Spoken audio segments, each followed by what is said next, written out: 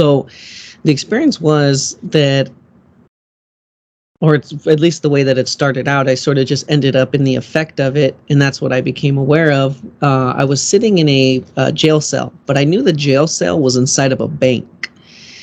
And I don't know what bank specifically, but just a bank was the idea. I was sitting in the jail cell, and I was just kind of sitting there. I remember I was kind of looking at the pavement and just kind of being in the cell, and whatchamacallit, the guides came in, Rebazar came in, I recognized him. He actually showed up in his, how he looks in the pictures. It wasn't like disguised as anybody else. He showed up like that, but he was wearing a medical uniform. He had like the belt on, the pants, and like the little walkie-talkie and the hat and the bag.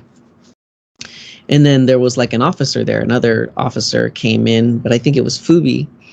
And anyways, they like took, in the Elf movie, the Santa Claus, how they used the tinsel to cut the hinges off the cell doors. Well, that's kind of what they did. And then I remember they gave me a disguise. Rebazar had a disguise for me in the bag, his little medical bag. And I remember we put it on, and I acted like I was being transported, like they were going to transport me for medical evaluation out of the jail. It was just kind of fun to do. And so I put my hands behind my back as if I was cuffed, even though none of them cuffed me, just to make it appear as though, And the jail was very overrun. It was very busy that day for whatever reason. It was set up that way to be busy. And we were making our way through, and no one really paid attention to us, It just looked like a regular transport or whatever was going on.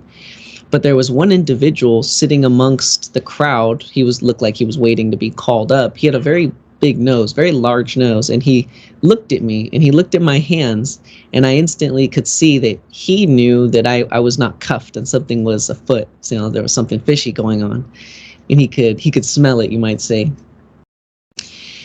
And so we end up outside of the bank, and all is cool, and we go around the building and we get into regular street clothes and whatever. And the guides are ready to take off, and I tell them, hey, this guy in there saw us, he might call the police and whatever. I started getting like in my mind about it, thinking what was going to happen. And they just told me, okay, we'll take care of it. You take care of it. And they just disappeared. They kind of like went away really quick. And then they just seemed to disappear into the air. And I remember I didn't really question it. I just sort of turned around and I was facing the bank. And when I started facing the bank, I was in a long trench coat. I was a little taller, and I was in a really long, almost to my feet, gray or beige trench coat. And I had like a black hat on, so kind of like how you see like in the mob movies or something like that, kind of like that idea. And so I'm walking towards the bank, and as I'm walking towards the bank, I step on like the frame of a painting. And I look down at this painting, and I pick up this painting, and I'm looking at it, and I see myself but I don't really see my face, but I see the trench coat and the hat, and I know that it's me on the right side of the painting, and on the left side is the man with the big nose. And what I'm doing is I'm holding a gun, and I'm holding it towards him like I'm going to shoot him. And I remember I was looking at the painting, and I saw the scene taking place in the painting, and I saw that I was surrounded by like red paint. I was surrounded by red paint and like a dark paint. And then he was surrounded by like a black paint. And it was just sort of like a Van Gogh. It was messy all over. It was just, we were the only visible things, but it was just kind of like that mishmash of these frequencies and attitudes and the particular bodies that they relate to. So I was surrounded by this red sort of anger and vengeful, maybe you might say.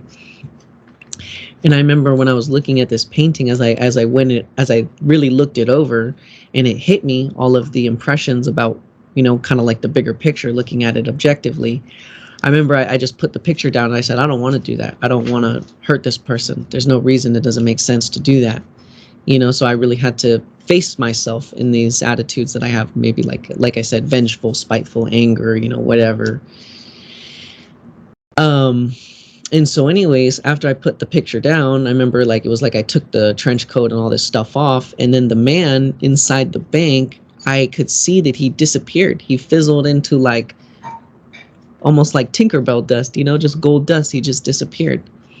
And I didn't really think much of it because the experience went on into something else, which is unrelated in a sense. But that part of the experience really impressed upon me, and it was coming back through my physical wakeful experience at work and when I was just in the shower and whatever. I was doing whatever, and it really came back to me that why did he disappear as I decided differently? And then it kind of hit me. It was like I created that man, that this attitude or anger or whatever it was needed a way of expression, whether it was unconscious or conscious. There needed to be almost like an outlet, the way that it comes out. And so through this attitude, I created this whole being, and his whole purpose, you might say, in my experience as I created him, was just to be the effect of what I decide. And as I decided differently, he just sort of ceased to be, at least in that way. And so it was very interesting. That was a funny one. So, yeah, a little adventure there. But it's interesting that you were in the bank, in a cell in there. And so, you got to the inside, you see.